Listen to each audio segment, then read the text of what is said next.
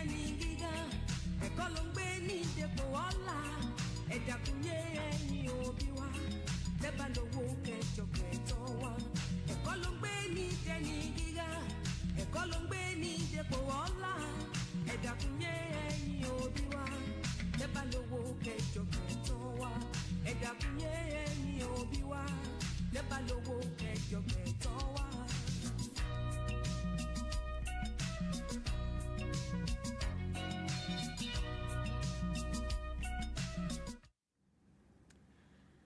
Only a generation of readers will spawn a generation of writers. With this quote from Steven Spielberg, I welcome you all to another edition of this wonderful program on radio, Education Today.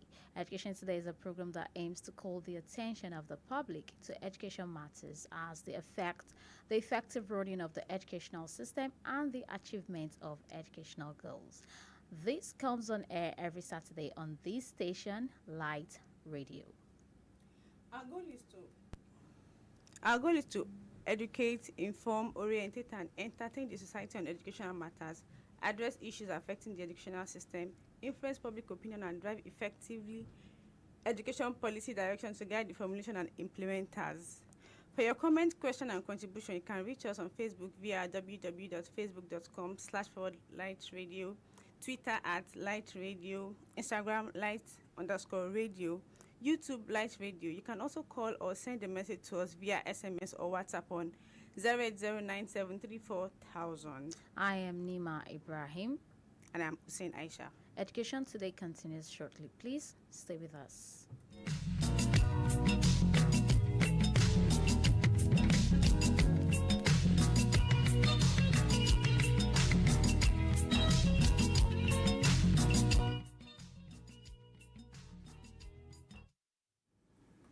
If you are just joining in, you are listening to Education Today on Light Radio.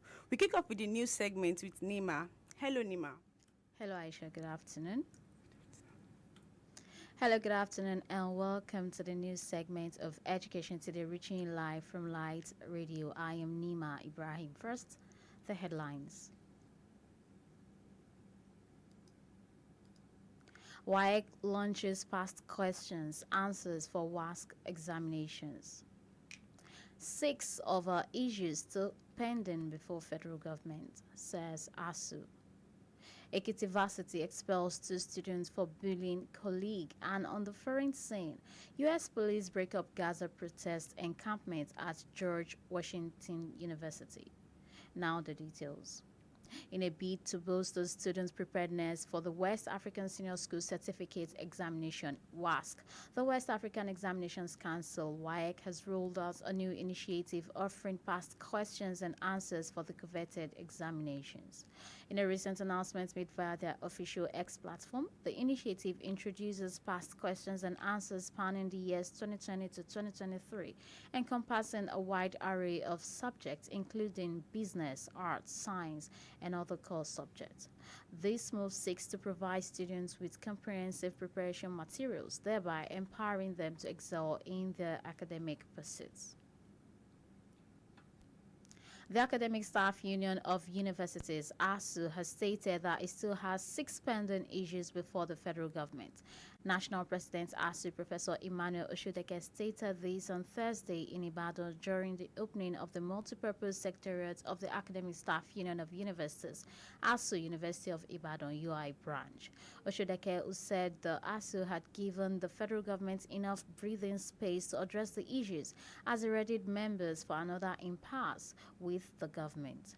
Oshodeke also mentioned the pending issues as renegotiation of our agreements, such as payment of withheld salaries, still remains 3.5 months, earned academic allowance that was in last year's budget, which they have not disbursed, release of the needs assessment fund, which was also in last year's budget, and reconstitution of governing councils in universities.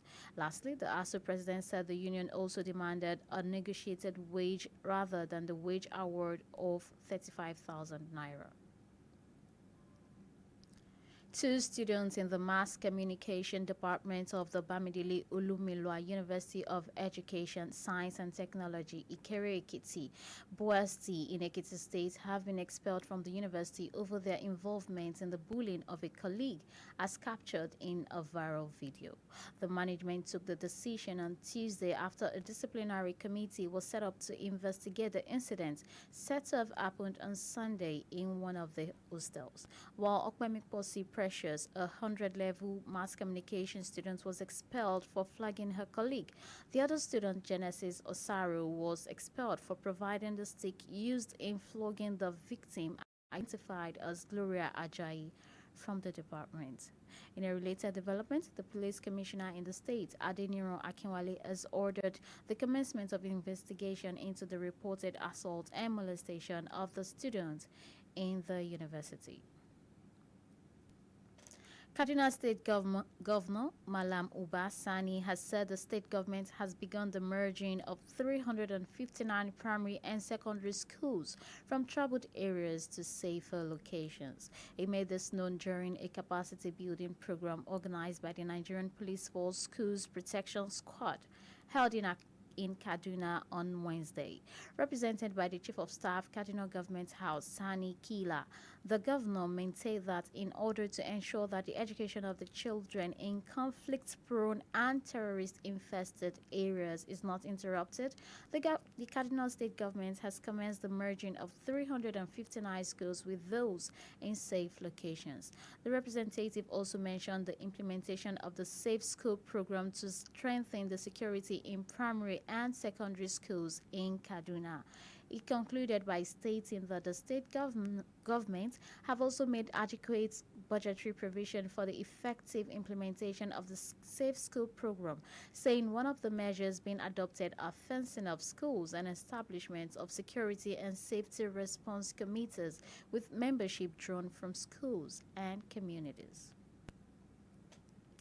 And on the foreign scene, police in the United States Capitol have broken up a student protest encampment at George Washington University, one of dozens of tent camps set up on campuses across the country in support of Palestinians in Gaza.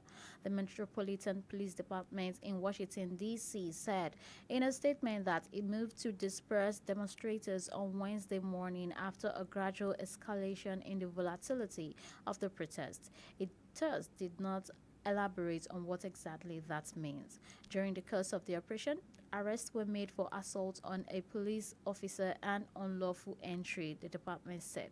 According to Police Chief Pamela Smith, who said during a news conference on Wednesday, 33 arrests were made during the course of the operation for assault on a police officer and unlawful entry.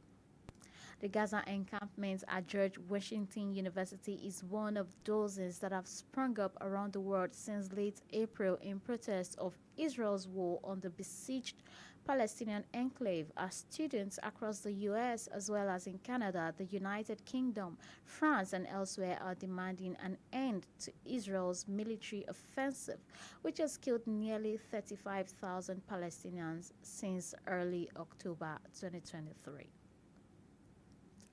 That's all on the news for today, but before we go, a quick recap of the major stories.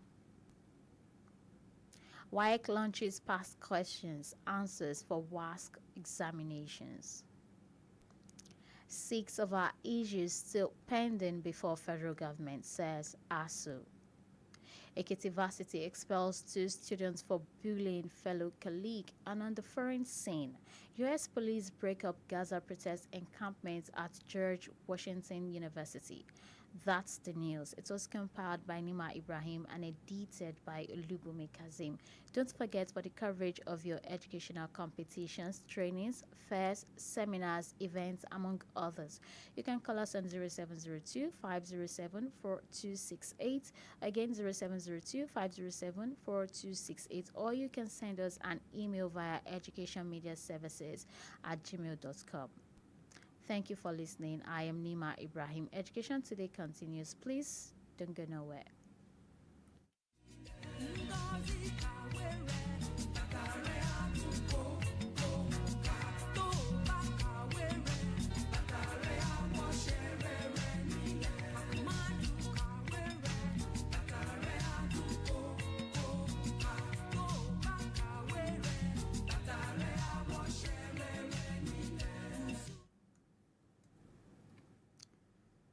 That's all we can take on the news for today. And right now, we'll take the Did You Know segment with Aisha. Hello, good afternoon, Aisha.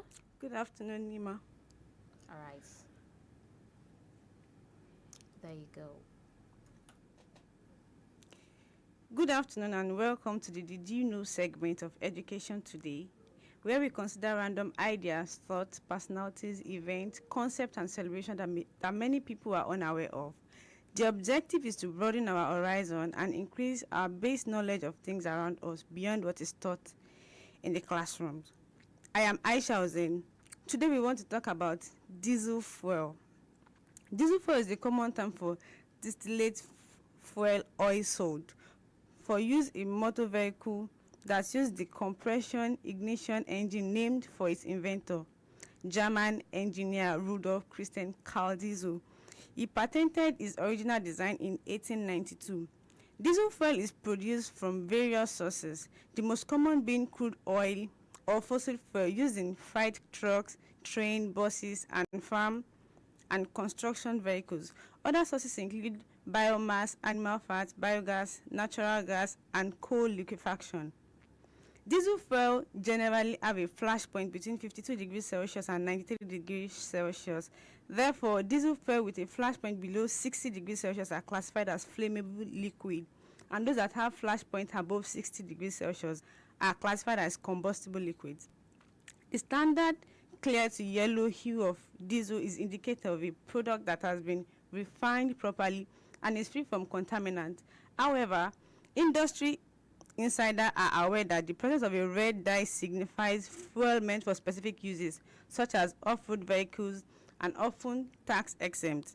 The red dye diesel is commonly sold in the US and contains the chemical additive solvent red 26 or 164. By law, red dye diesel is only for use in off-road vehicles, including farm tractors, heavy construction equipment, and generators, where higher sulfur fuel is used is permissible. On-road diesel is clear or slightly green. Refineries place a green dye into diesel fuel, which is obvious if fuel is freshly dispensed into a bottle to observe its color. As fuel ages, this dye fades to yellow or darker colors.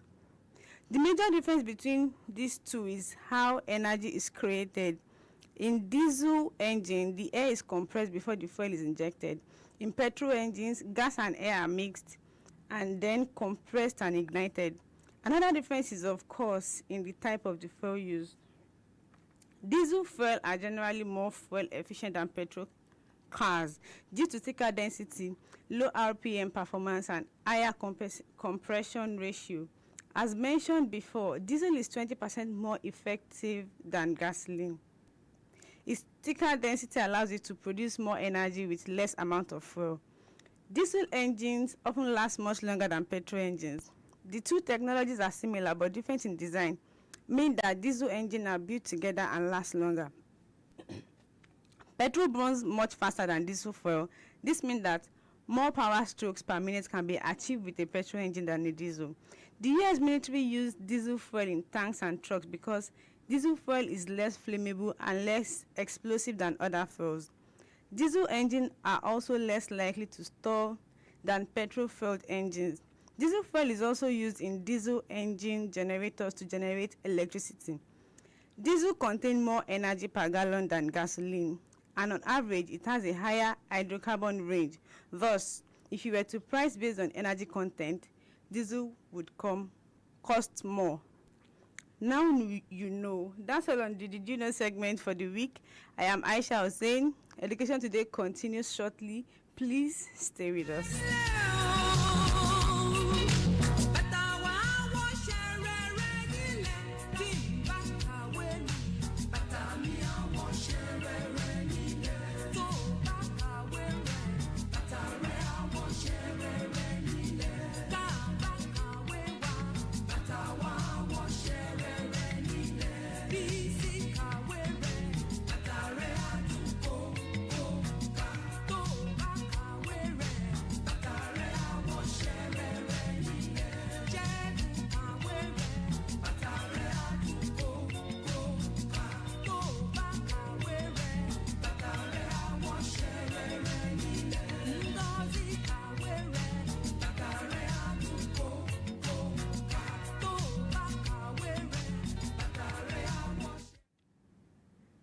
That was the Did You Know segment, and right now we'll take the International Days segment with Amina. Good afternoon, Amina. Good afternoon, Nima. How are you doing?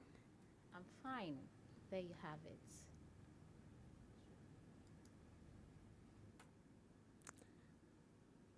Good afternoon and welcome to the International Day segment of Education Today, where we take a look at different days earmarked by the United Nations to commemorate different aspects of our lives as global citizens.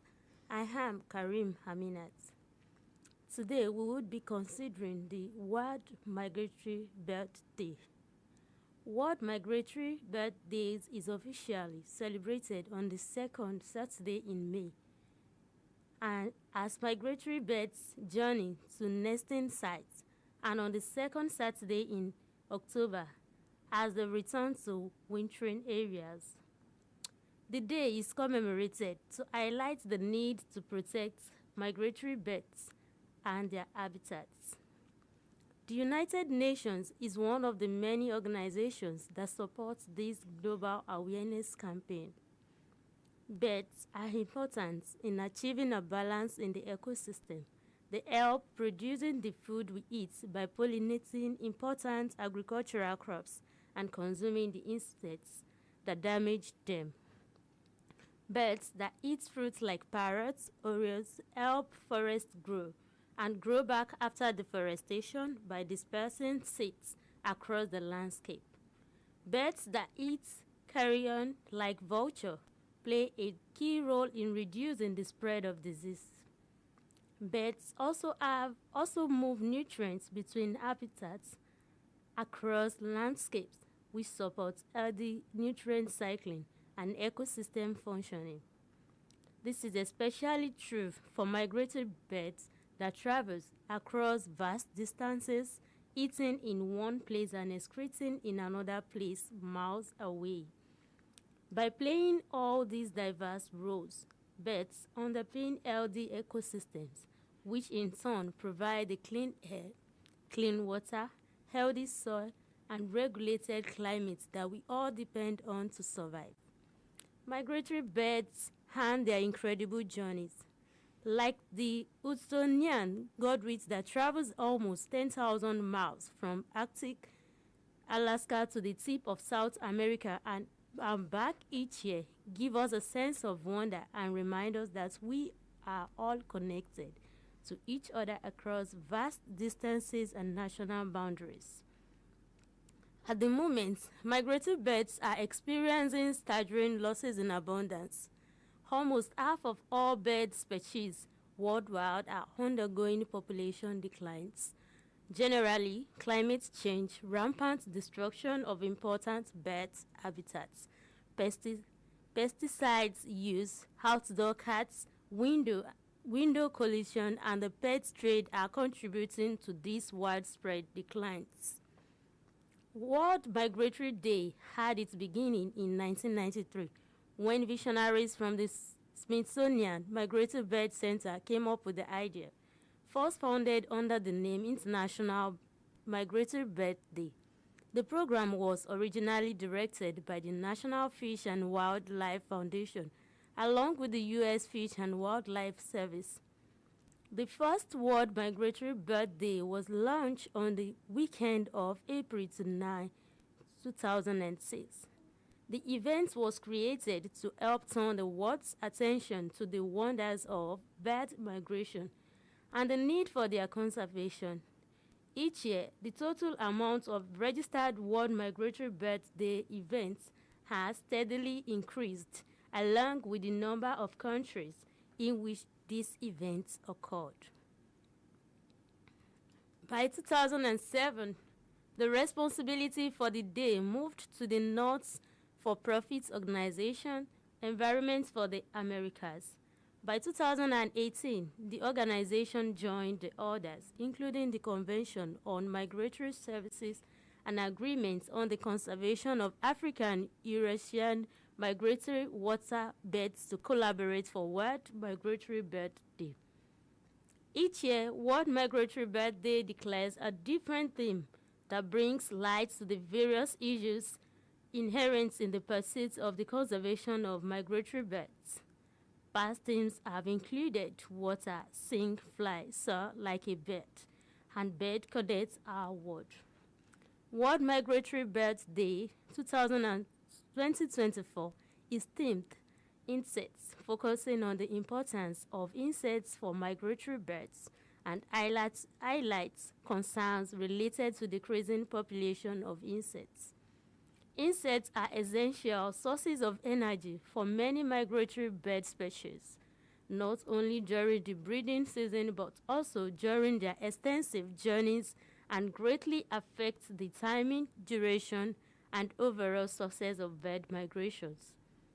Along their migration routes, birds actively seek out insects in fields, forests, wetlands, and various habitats during stopovers. The timing of bird migration often coincides with peak insect abundance at stopover locations, supplying nourishment for birds to replenish their energy reserves before continuing their journeys. The loss and disturbance of insects populations at breeding sites and along avian migration routes threaten bird survival and well-being. Natural spaces like forest and grassland that have been transformed and endangered by intensive agriculture and urban development, and its effects such as light pollution can result in a decline in insect populations. Pesticides and herbicides designed to protect crops harm insects that birds rely on for food. A scarcity of energy and protein-rich insects can hinder bird migration and breeding, leading to weakening immune systems, reduced reproductive success, and increased mortality rates for both adult birds and their offspring. Birds play a crucial role in pollinating and pest control, and a lack of insects disrupts these ecosystem functions. Overpopulation of certain insects without natural predators from birds can also outbreak that damage plant health and agriculture. The World Migratory Bird Day 2024 stresses the need for proactive conservation measures. These include reducing the use of pesticide and fertilizers, and where possible, switching to organic farming. Other measures include maintaining and connecting areas of natural vegetation which provide food and shelter for birds and other species in agricultural landscapes. And that's it on the International Day segment. I am Karim Aminat. Education Today continues in a moment. Don't go anywhere.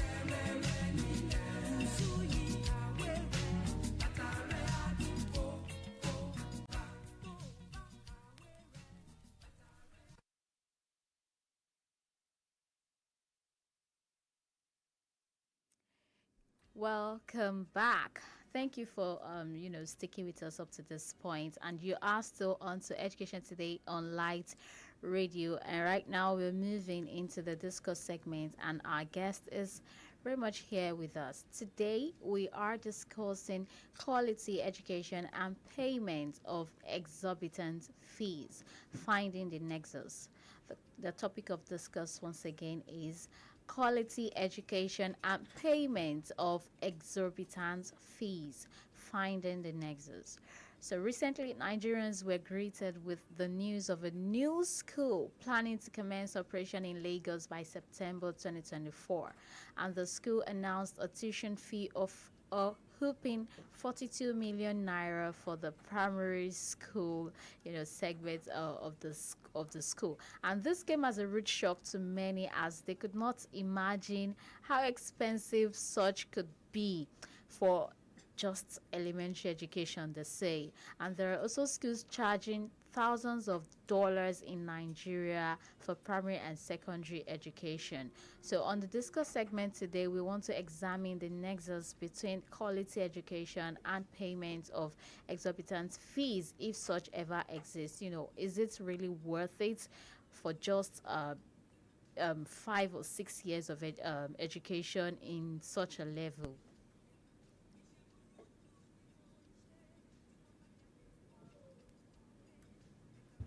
Joining us on the program today is our in-house analyst and educational consult, researcher, and lecturer at the University of Lagos, Mr. OLUBUNMI KAZEEM. Good afternoon, sir. Good afternoon. You can be Aisha. part of the Good program. afternoon, Nima. Good afternoon, Amina. Thank you. Good afternoon to our listeners out there.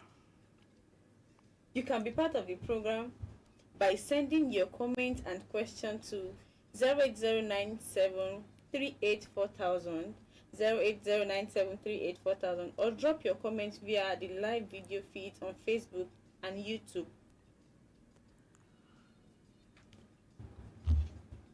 Before moving into the discuss properly, our short quiz question: which days are in the year? Which day are in the year used to commemorate the International Migratory Birthday? Send your answer to the WhatsApp number 08097 384000, or answer our Facebook or YouTube page. The first correct answer wins the prize. All right, so without further ado, and to begin with, how cheap or expensive do you think education should be? Do you think that education should be priced, or do you think it's like a commodity in the market that should be negotiated between the school management and the parents?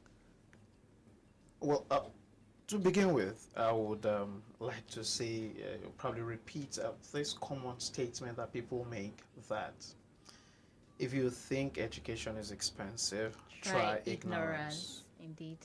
So that's to show you ordinarily that the value of education goes beyond just the price that people attach to it. Okay.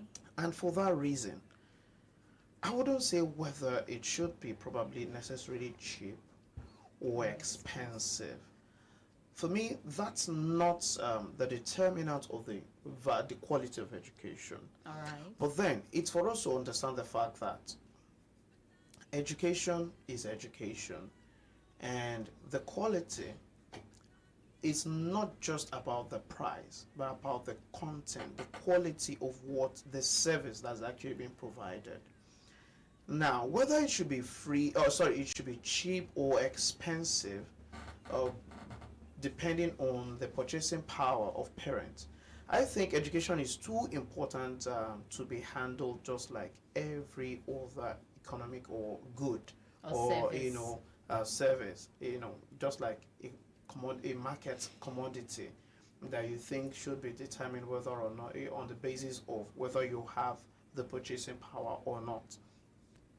Because the value, it means that it is only those who have money that would have access to education, which should not be so. and that will be discriminatory in nature, and at the same time will be detrimental to the development of the society. So for that reason, we always argue that for societies that actually want to develop, education is something that should be made accessible to everyone. Now, I am not saying, neither am I advocating that education should be free, because in the real sense of it, education is not free anywhere. It has never been free. When you say education is free, or some societies say they are providing free education, the reality is it is not that that education is free. Someone somewhere is responsible. Yes, it's For paying it. the price for it. Someone is paying it, or some people are paying for it, either directly or indirectly. Let me give you an instance. That I'm a taxpayer and my children are in school. If I'm still paying for their education, then the direct cost comes to me. If they probably attend a public school and I'm not paying, the direct cost is not coming to me, but that education is also not free. Yes. Because one way or the other, the government is responsible, and the money through which the government is able to fund it did not just come directly, it's coming from us. As But taxpayers. indirectly, we are responsible for it through the payment of our taxes and other revenues that accrue to the government. So, with that being said, what connection exists between price and quality of education? All right. Now we're going into economics. Now, in economics, that is the normal, law of demand, that the higher the price, the lower the quantity demanded, and the lower the price, The the higher the quantity demanded, ceteris paribus, meaning that holding all other factors that affect, demand constant. Now, invariably, what we're saying is that ordinarily, we expect that if education is cheap to those who are paying directly now, that most likely more people would embrace that kind of education. Yes, that's true. But if it is very expensive, in terms of the direct cost now to the pockets of private or individual citizens, then most likely less people would have access to it. Because it would be a situation of, I don't have money, and so far the school will not be open to me if I actually don't probably show, quote unquote, a teller and evidence of payment. Automatically I will not gain access to the school. Then most likely you would find that in such societies it is only the privileged set of people, those who have the purchasing power, are the ones that would have access to education. So if you're not saying, but now quality is not necessarily a function of price. Yeah. Because you can have a school that is very, very expensive, and the quality of service that is offered might not be commensurate with the amount of money that is being charged. Accurate. That's accurate. So, but then, if you're talking about quality of education, what exactly determines the quality of education?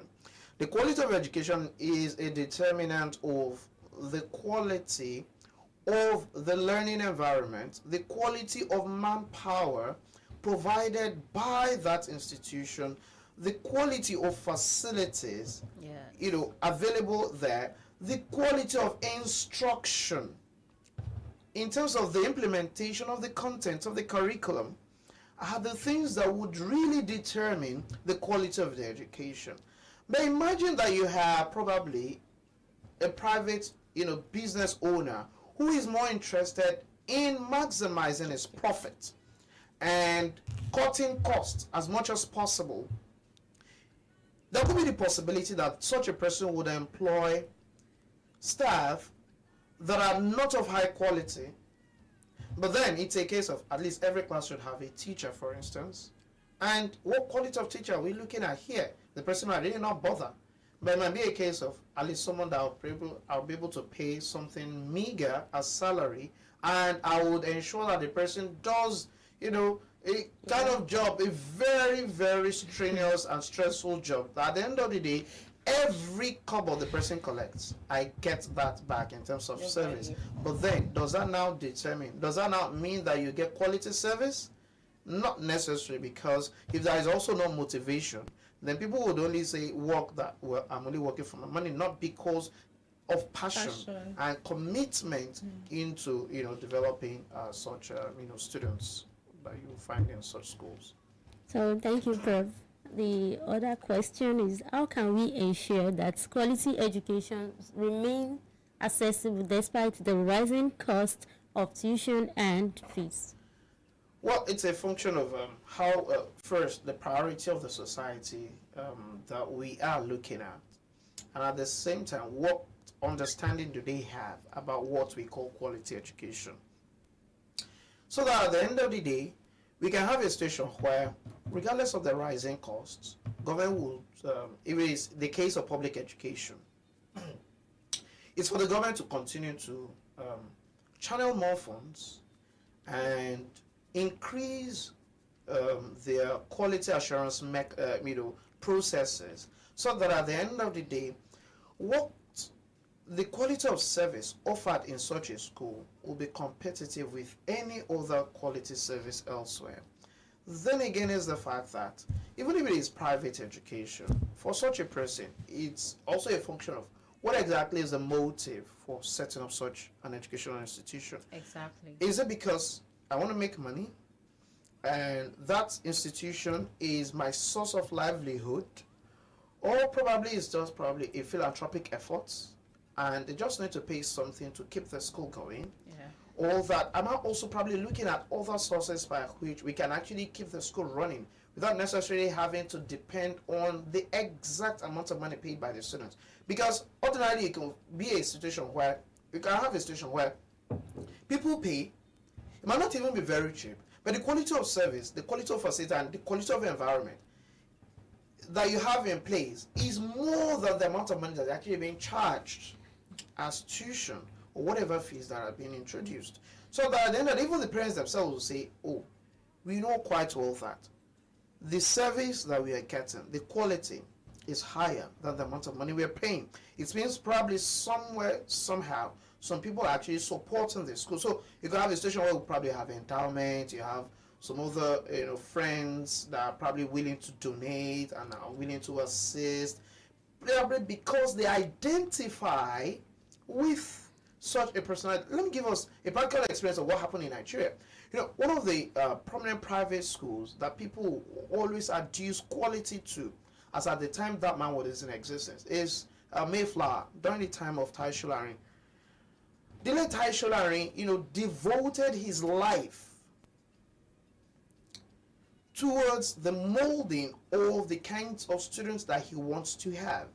And the quality of education that was offered at Mayflower then, is very, is globally competitive.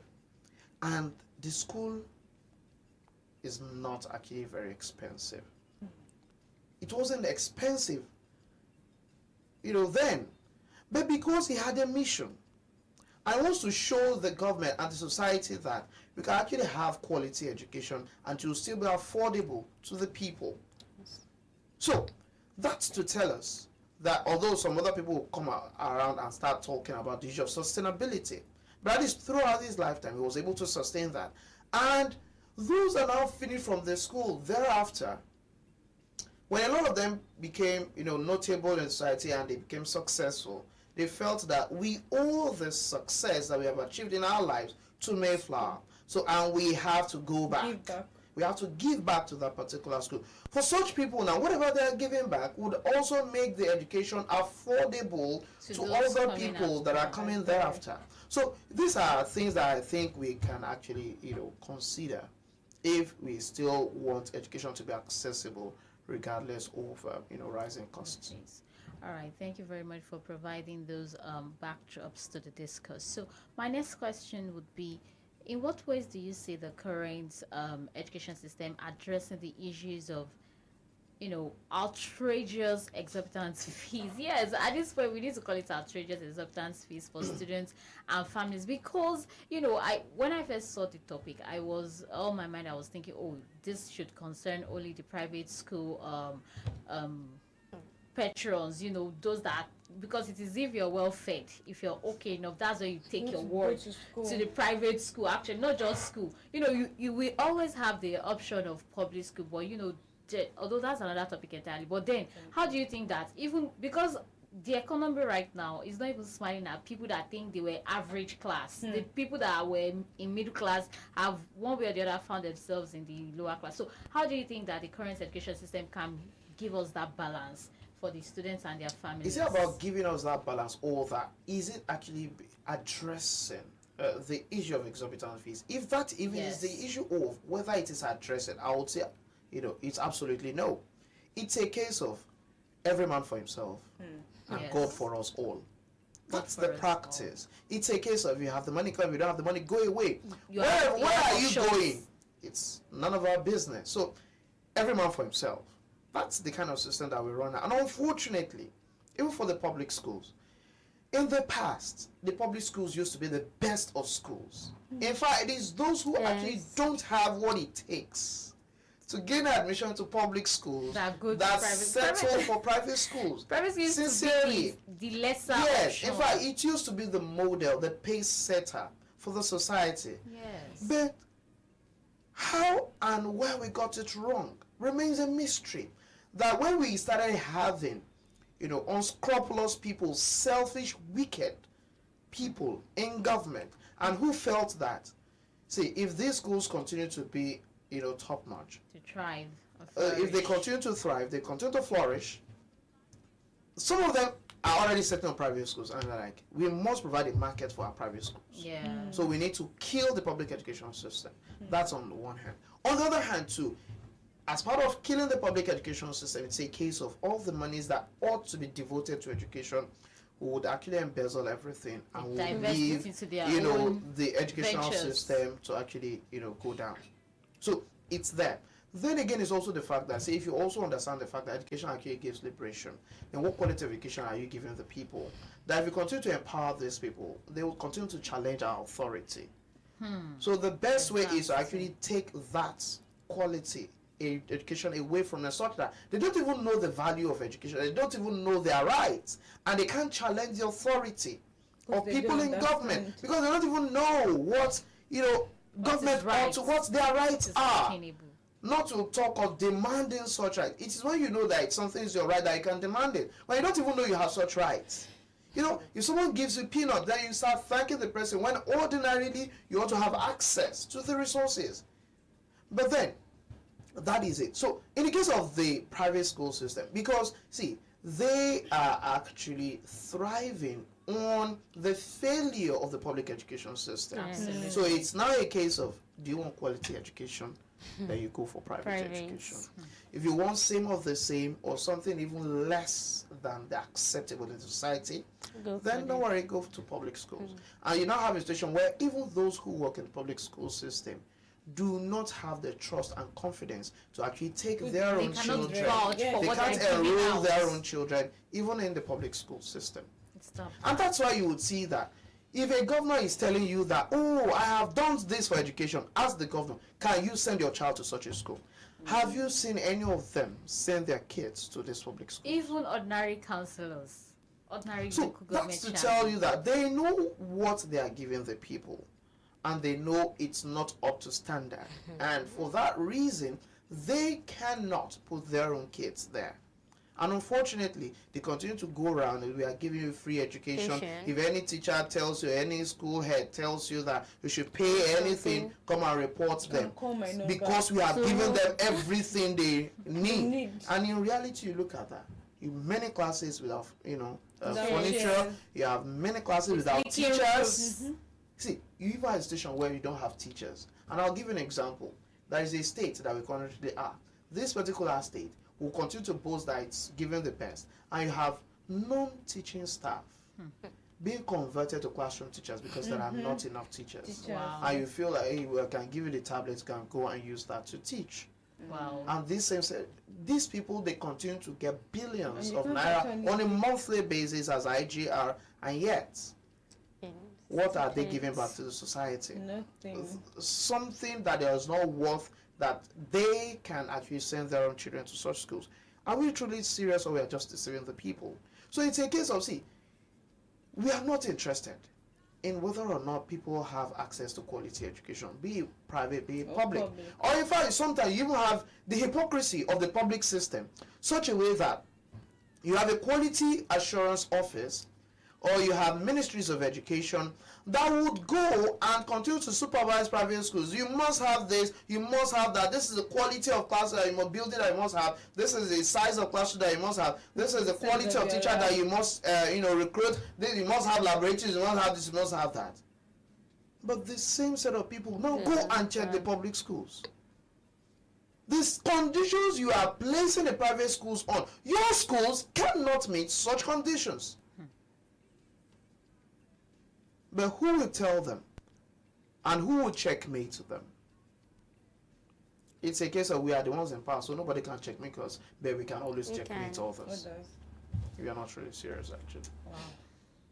Can you discuss any successful strategy or initiatives that have been implemented to mitigate the financial burden of the education while maintaining quality standard? Ordinarily, the idea should have been that the schools will continue to have the best in terms of quality. But then, for the students that are enrolled there, if they don't have the capacity to pay for the quality of service being rendered there, that's why you ought to have scholarships. That's why we ought to have bursaries for students. That's the idea behind it, ordinarily. So, and these scholarships, we are not saying that it has to be the government that will be responsible. Let me give you an instance. See, there are schools in the United States that there are so many scholarship organizations that they test students. If you qualify, if you're sure that you have the intellectual capacity to attend the universities, they set tests, apply for the scholarships. If you pass, then they sponsor it because they know that the money is not going down the drain. Now, that's to tell you that ordinarily you can provide this education. And the idea is you would get the money, and some might not even give you the money directly. The money will be paid directly to the institution so that the institution would have the money to run while you continue to be in school. So the tuition you ought to pay, they will pay it on your behalf, and all they give you is actually some of the stipends for you to actually living expenses to be able to how I put it, sustain yourself with the living expenses. So they provide you with such support, but the school gets the money directly, and that's also the idea ordinary behind this this proposed student loan that has failed to actually commence after so many postponements. No, the idea is whatever school that you want, if it's a public school, whatever the costs, the government gives you the student loan. Ordinarily, instead of just loan, what you ought to have access to for those that are poor is that of scholarships. For those that are rich, or probably you think you have the means, yes, you have a loan that could be advanced to you.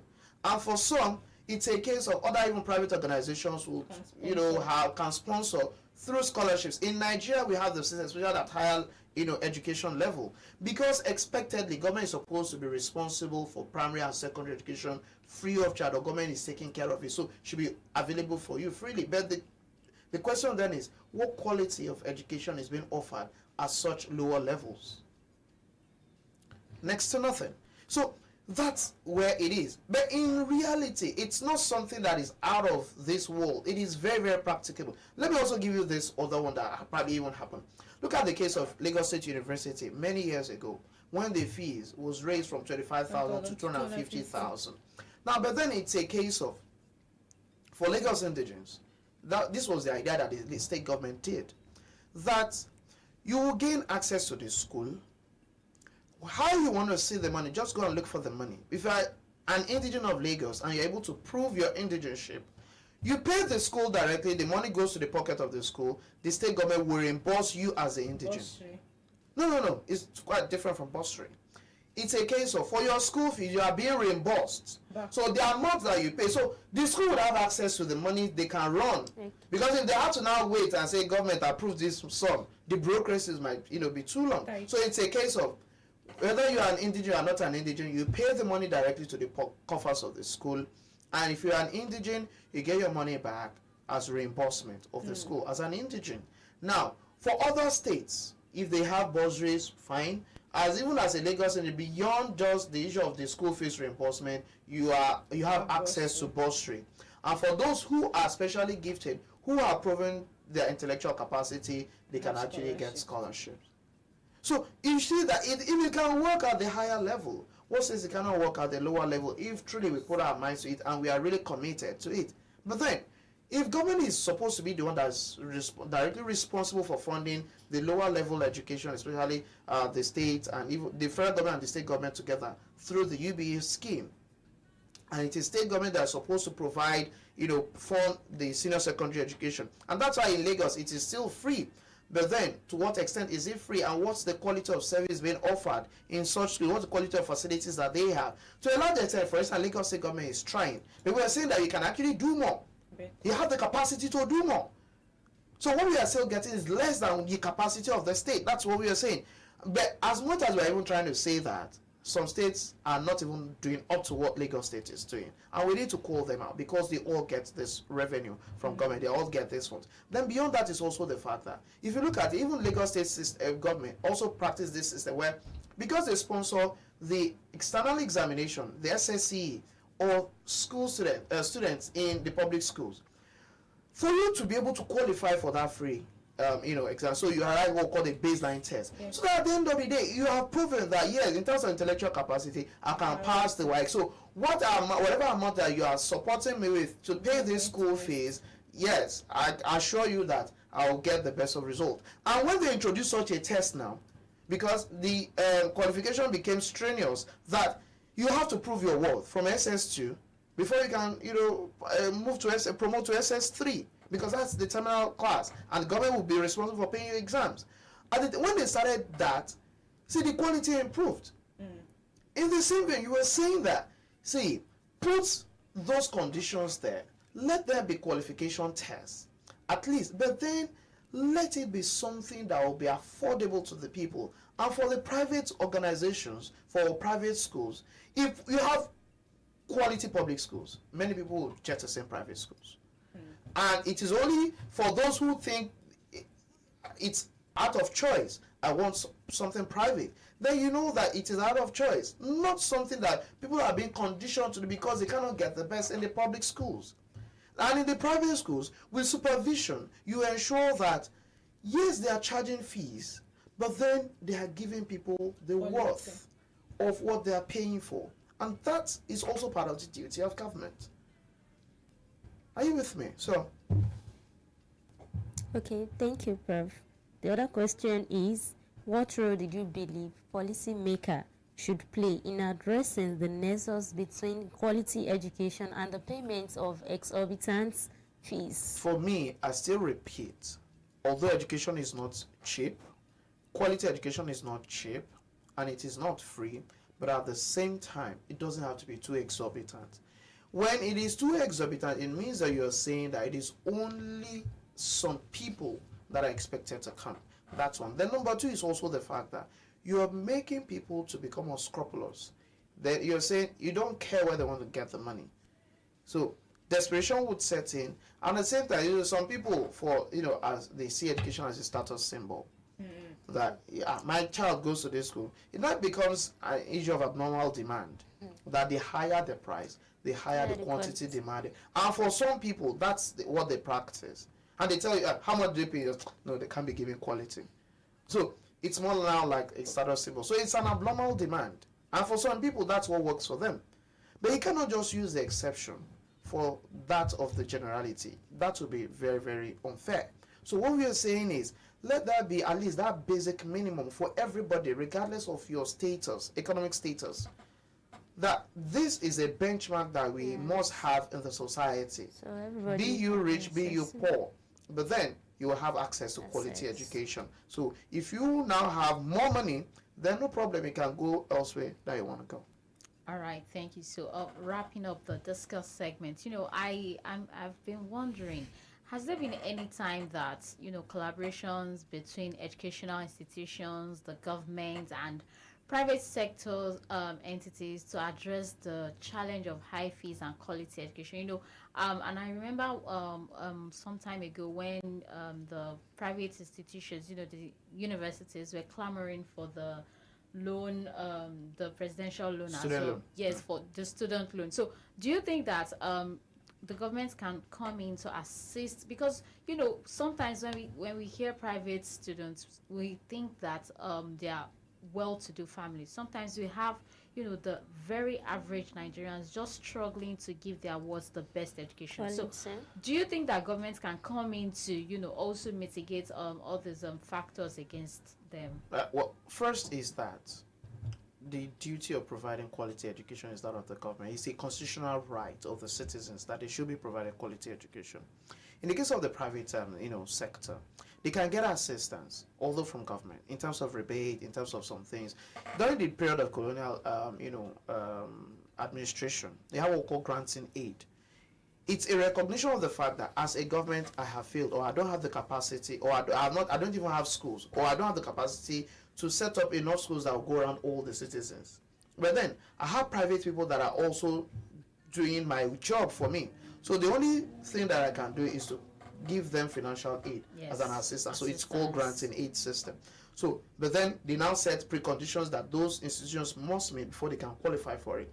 In the same vein, if you're saying that that's what I want to bring, but in this case now, the government has even failed for public school education. So you can't even talk of assisting private schools when even the public schools are, have not even been improved. So that's one. Then number two is also the fact that some of these collaborations, like they have worked in the past, can still work today if we all understand it that way. I know, for instance, TED Fund gets money from the company income tax of some of these multinationals and all the big companies operating in Nigeria from 2% of their profit. But what we are saying is that should private schools also now have access to that? Yeah. That is a debate that we can continue to have. But I think at this juncture, we are not mature for that yet. What we can do is to also have collaborations between such institutions and some other private individuals, philanthropists, who could actually have endowment in such schools. Now, that's what work in some of these other, big universities that you have in the world, Harvard and all these other places like that. See, there are so many private individuals that come in to sponsor. You have Bill Gates sponsoring the Gates Foundation. You have this case of this particular woman that endowed $1 billion to provide medical education, free medical education for U.S. citizens. Her husband, left a whole lot of money. Yes. And she bequeathed, $1 billion to that school. That the quality of medical education provided by that school is very, very high. And they must sustain it. But then there are so many citizens that cannot afford that. So for that reason, we want to make it affordable and available and accessible to those who are willing and who qualify to come in. So we can also have private individuals like that. Instead of, like we always advocate here, even if it's a private school that you believe that what they are doing there is very, very good, even if that is it, you can come in to sponsor. Enough of sponsorship of probably entertainment shows that have nothing to give back to the society. These are things that we can also sponsor, even if it is being provided by private schools. And there are so many philanthropists that could come in this regard. Some, they have money, they don't even know what to do with the money. You can set up a foundation that will run a school and provide affordable, not necessarily free, but affordable, education. It is private. People are paying something, but it is not the amount of money they are paying that the institution depends on to run all its activities. So it could be that, okay, for all the power supply that you get, this particular organization says will be responsible for it. So don't worry. Any other thing, do. But power supply will be constant in your school. It could be a case of your laboratories, everything that you need there would always provide that and will continue to maintain it for you. Let the students have access to this. And, we could have such collaborations. So that at the end of the day, education is not priced beyond the capacity, the purchasing power of the average, citizen. So with that being said, are there innovative models or approaches that can help disrupt the traditional education financing and make quality education more accessible to all, whether rich, poor, or average? It's just some of the things that I've explained. See, there are different financing models that could be adopted. It's for us to have a proper, discussions and, brainstorming concerning how we want to address, some of these issues. Sincerely, it's for us to look at what works for us and the kind of people that we have. And I would also just say that for students and families, even if you don't have it, continue to make efforts. There are sacrifices that could be made by families. Because some could say that, okay, I would go for this while my younger ones, go for this. There could be a situation where some will actually even go for this loan thing and they know quite well that, or for some, it's a case of inheritance. For some people, it's just instead of just ordinary inheritance that people just fritter away, it could be a case of it's a trust. This money I have actually put it in a particular bank and it will run your education from primary probably till university. And so it's not a case of I just want to use it for any other thing. It's education endowment, and I would have it like that. So parents and some insurance companies are also coming up with such facilities that you can actually have that. And at the end of the day, even if you die, to still continue running. The insurance company, because that is what you have done, you have paid your premium till you die, your education is guaranteed even till such children graduate. So some of the things that we could actually think of that could work for the people. All right, so that'll be all on for the discuss segment. But on a lighter note, the school that's set to open in September 2024, the 42 million naira. No, I think that's just ridiculous. I'm just wondering that what kind of with the current economy, and so although it's exclusive education they are trying to provide, but at the same time, I know that so many people, even civil servants who want to go there, and quite well this is beyond their capacity. But then what that is telling you is that a lot of people will be forced to steal. You already said it's abnormal. No, it's abnormal demand, yes. And because they not say Nigerians, sometimes we could be rational with the way we approach things. And even the net pay of an average professor, even a professor. See, it's not about a professor. See, let's not go there because you're actually now trying to come into our domain. Don't embarrass us. But what I'm trying to say is this. What I'm trying to say is that no average civil servant can send a child to such school. But you will be surprised that you will see children of directors and some other people like that. It's not about struggle. A lot of them, it's a case of we have to steal. Yes. No, see, let me tell you, it increases the propensity for people to steal when you continue to have such. Because at the end of the day, I think even for government, if you are truly serious, EFCC should investigate the source of wealth of all those who actually enroll their children there. Yes, they should. I'm not saying there are some people that cannot afford it. Yeah, probably because of the kind of business that they do and the kind of money that they make. But beyond that. All right, so that's all we can take on the discuss segment. And we'd like to appreciate our in-house analyst, Mr. OLUBUNMI KAZEEM, for the beautiful insight he has provided on today's program. So you're welcome to the Words on the Marble segment of